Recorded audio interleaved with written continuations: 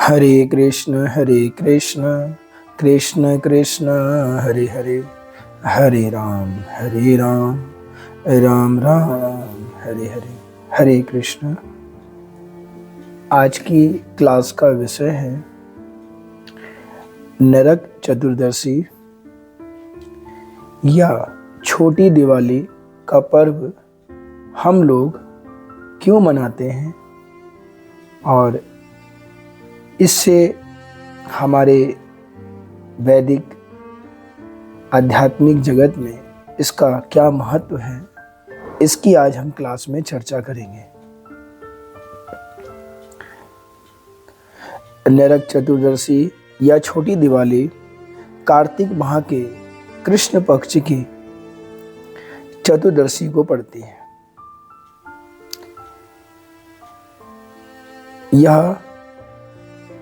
इसे हम छोटी दिवाली भी कहते हैं,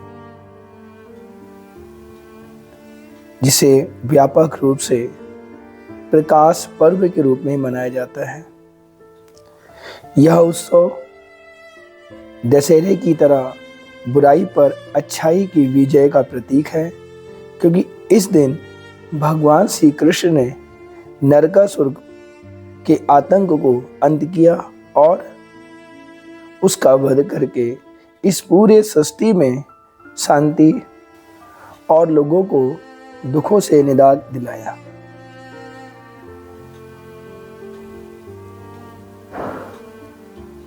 इस दिन सब लोग सुबह जल्दी उठ करके पवित्र स्नान करते हैं, भगवान श्री कृष्ण की पूजा करते हैं और ठाकुर जी का आशीर्वाद, राधा रानी की पूजा करके उनसे आशीर्वाद लेते हैं।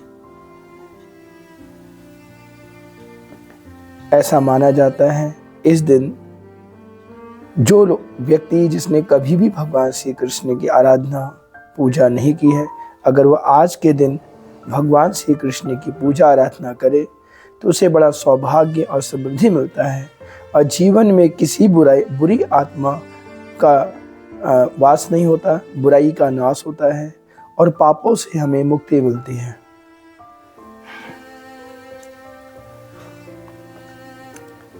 इसकी कथा का वर्णन श्रीमद् भागवत महापुराण के 10वें स्कंद के उत्तरार्ध में 59वें अध्याय में इसका स्पष्ट रूप से वर्णन श्री सुखदेव गोस्वामी जी परीक्षित जी महाराज जी को बताते हुए कहते हैं। भौमासुर, जिसे नरकासुर के नाम से भी जाना जाता था, साक्षात पृथ्वी का पुत्र था। नरकासुर अत्यंत शक्तिशाली हो गया था और उसने वरुण देवता के सिंहासन से छत्र छीन लिया, देवताओं की माता अदिति के कुंडल छीन लिए। उसने स्वर्गीय मेरु पर्वत के एक भाग पर विजय प्राप्त कर ली थी, मणि पर्वत नामक भाग पर अधिकार कर लिया था। इसलिए स्वर्ग के राजा इंद्र भगवान श्री कृष्ण के समक्ष नरकासुर की शिकायत करने के लिए द्वारका आए। मतलब उसने इतना आतंक फैला दिया था, इतना लोगों को दुखी कर दिया था, सब लोग परेशान हो गए और इंद्र स्वयं भगवान के द्वारका आए और नरकासुर के बारे में बताया कि प्रभु हम लोग बहुत दुखी हैं, हमें बचाइए। इंद्र की शिकायत सुनकर भगवान श्री कृष्ण अपनी पत्नी सत्यभामा के साथ तुरंत नरकासुर के निवास की ओर चल पड़े। वे दोनों मतलब भगवान श्री कृष्ण और सत्यभामा गरुड़ की पीठ पर सवार थे। दैत्यों की यह नगरी आज की वैज्ञानिक प्रगति के बावजूद भी पूरी तरह से सुरक्षित दिखाई दे रही थी। मतलब आज का जो हम साइंस देखते हैं वो साइंस भी फेल हुआ है, ऐसी उसकी नगर था उसका। सबसे पहले नगर की चारों दिशाओं में 4 गढ़ थे जो चारों ओर से दुर्जय सैन्य शक्ति से सुरक्षित थे। उसको जीत पाना पॉसिबल नहीं था। अगली सीमा नगर के चारों ओर एक जल नहर थी जो बिजली के तारों से घिरी हुई थी।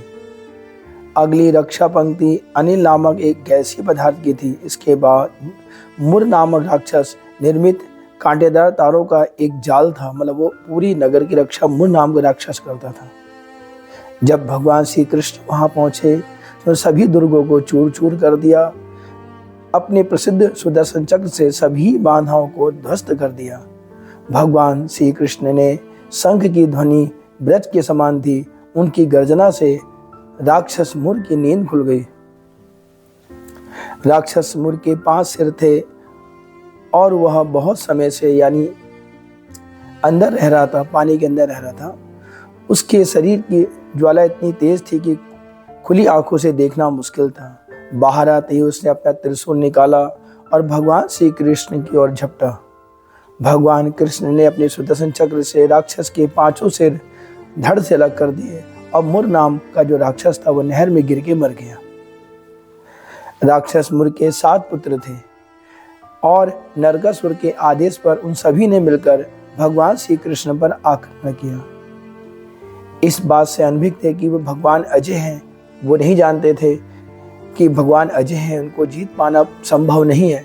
उन सभी को भगवान ने तुरंत मृत्यु के अधिपति यमराज जी के धाम भेज दिया। वो सब मारे गए। जब नरकासुर ने देखा कि उसके सभी सैनिक, सेनापति, योद्धा, युद्धपति भूमि में मारे जा चुके हैं, तो वह युद्ध के लिए निकल पड़ा। तब उसने देखा कि भगवान कृष्ण अपनी पत्नी के साथ अंतरिक्ष में ऊंचे स्थान पर सूर्य के चारों ओर काले बादल की तरह बिजली की चमक से जगमगाते हुए शोभायमान हैं। नरकासुर ने तुरंत अपनी सदाग्नि नामक अस्त्र को छोड़ा, जो एक ही बार से सैकड़ों योद्धाओं को मार सकता था। उसने सोचा कि अब तो इनको तो ये बहुत अजय हैं, मैं जो सबसे बड़ी शक्ति थी उसने उनको भगवान पे छोड़ा। और साथ ही उसके सहायकों ने भी भगवान श्री कृष्ण पर अनेक अस्त्र छोड़े। इस मूर्खता का परिणाम ये हुआ कि सबसे पहले उसके द्वारा छोड़े गए सभी अस्त्र नष्ट हो गए और फिर सभी सैनिक, सेनापति भूमि पर गिर पड़े, क्योंकि उनके हाथ, पैर और सिर उनके शरीर से अलग हो गए थे। नरकासुर युद्ध भूमि में अब अकेला रह गया था। भगवान श्री कृष्ण से युद्ध करने लगा। बाद में नरकासुर को एहसास हुआ कि उसकी कोई भी चाल भगवान श्री कृष्ण के काम नहीं आएगी। उसे पता चल गया कि भगवान श्री कृष्ण को मारने के उसके सभी प्रयास विफल हो गए हैं। फिर भी उसने आखिरी बार तक कोशिश की। हाथ में त्रिशूल लेकर के भगवान श्री कृष्ण पर प्रहार करने के लिए तैयार हुआ। भगवान इतने तेज थे कि नरकासुर के त्रिशूल फेंकने से पहले ही सुदर्शन चक्र से उसका सिर काट दिया। कुंडलों और मुकुट से प्रकाशित उसका सिर युद्ध भूमि में गिर पड़ा। यह देखकर शेष राक्षस निराशा से विलाप करने लगे और ऋषियों ने भगवान की वीरता का गुणगान किया। नरकासुर के महल में भगवान श्री कृष्ण ने 16,100 युवा राजकुमारियों को देखा, जिसे वह अपहरण करके बंदी बना करके ले आया था। ये राजकुमारियों ने भी भगवान से प्रार्थना करी थी, प्रभु हमें बचाओ। इंद्र ने तो प्रार्थना करी थी, इन राजकुमारियों ने ही प्रार्थना करी थी। जैसे ही राजकुमारियों ने महल में भगवान कृष्ण को देखा, वे तुरंत भगवान के सौंदर्य की ओर आकर्षण हो गई। कैद में बंद सभी राजकुमारियों को भगवान ने रिहा कर दिया, लेकिन उन्होंने अपने घर लौटने से मना कर दिया, क्योंकि उन्हें आलोचना और सामाजिक तिरस्कार का डर था। वे सभी राजकुमारियां कहने, प्रभु अब हम अपने घर जाएंगे तो हमें कोई स्वीकार नहीं करेगा, हमारे पति, भाई, समाज हमें स्वीकार नहीं करेंगे, क्योंकि उन्हें एक राक्षस के राजा के साथ रहना पड़ा था। परमात्मा के रूप में सबके हृदय में विद्यमान थे। कृष्ण उनके हृदय की इच्छा को समझ गए। वे केवल भगवान कृष्ण को ही अपना पति मानती थी और मानने भी लगी। उस समय भगवान कृष्ण ने सभी की बातों को समझकर और उन्हें अपना जीवन साथी स्वीकार करा और सबसे विवाह करा। उन्होंने सच्चे मन से अनंत भक्ति भाव से अपने हृदय कृष्ण के चरण कमलों में समर्पित किया। तब भगवान कृष्ण स्वयं को 16,100 रूप में बांट दिया, मतलब 16,100 रानियां थीं और 16,100 कृष्ण बन गए। एक ही शुभ मुहूर्त में विभिन्न पहलों में उन सब के साथ भगवान ने विवाह करा। तब तक भगवान कृष्ण की 8 रानियां भी आ चुकी थी। इस प्रकार भगवान ने 16,108 शेष भक्तों को अपनी पत्नियों के रूप में स्वीकार करा। ध्यान देने योग्य बात है, भगवान श्री कृष्ण की सभी रानियां लक्ष्मी जी का ही स्वरूप हैं। कृष्ण उनके साथ अलग अलग महलों में रहते थे। ये सामान्य व्यक्ति के लिए सोच पाना संभव नहीं है। चूंकि भौमासुर पृथ्वी माँ का ही पुत्र था, इसलिए पृथ्वी माता ने भगवान की स्तुति की और भगवान से प्रार्थना करी। भगवान से बोली, प्रिय भगवान, यदि आपकी अनुमति हो तो मैं आपको सूचित करूं कि यह बालक जिसका नाम भगदत्त है, ये मेरे पुत्र भौमासुर का पुत्र है। पृथ्वी माँ बोलती हैं, जो ये भगदत्त है मेरे पुत्र भौमासुर का ही पुत्र है। यह अपने पिता की मृत्यु के कारण निमित्त भयंकर परिस्थिति में अत्यंत प्रभावित हो गया है और भयभीत हो रहा है। इसे अभयदान दीजिए। भगवान, आप इस बालक को शरण दीजिए, आप अपने चरण कमलों से आशीर्वाद दीजिए। मैं इसे आपके पास लाई हूँ, जिससे कि वह अपने पिता के पापों के फल से मुक्त हो जाए। भगवान श्री कृष्ण ने पृथ्वी माता की स्तुति सुनी। तत्काल उन्होंने उसे समस्त भयप्रद स्थितियों से मुक्ति का आश्वासन दिया। उन्होंने भगदत्त से कहा, भयभीत ना हो। तत्पश्चात भगवान से समस्त ऐश्वर्य से युक्त भौमासुर के महल में प्रवेश किया। तो आपने सुना कि हम लोग दिवाली जो है क्यों मनाते हैं। तो छोटी दिवाली का जो पर्व है नरक चतुर्दशी के रूप में है, और इस दिन भगवान श्री कृष्ण ने नरकासुर का वध किया था, और जो बुराई पर अच्छाई का प्रतीक है, जैसे दशहरा मनाते हैं, रावण की मृत्यु हुई और बुराई पर अच्छाई की जीत होती है, दशहरा बड़े उल्लास से मनाते हैं। इसी तरह छोटी दिवाली को हम लोग बड़े उल्लास से मनाते हैं, जिसे नरक चतुर्दशी के रूप में मैंने आपसे कहा कि कई बार वो कहा जाता है। और अगले दिन जो बड़ी दिवाली है वो भी भगवान के लिए ही है, कि भगवान राम जो है 14 वर्ष के बाद रावण का वध करके अपने घर आए थे, तो बड़ी खुशियों के साथ बड़ी दिवाली भी मनाते हैं।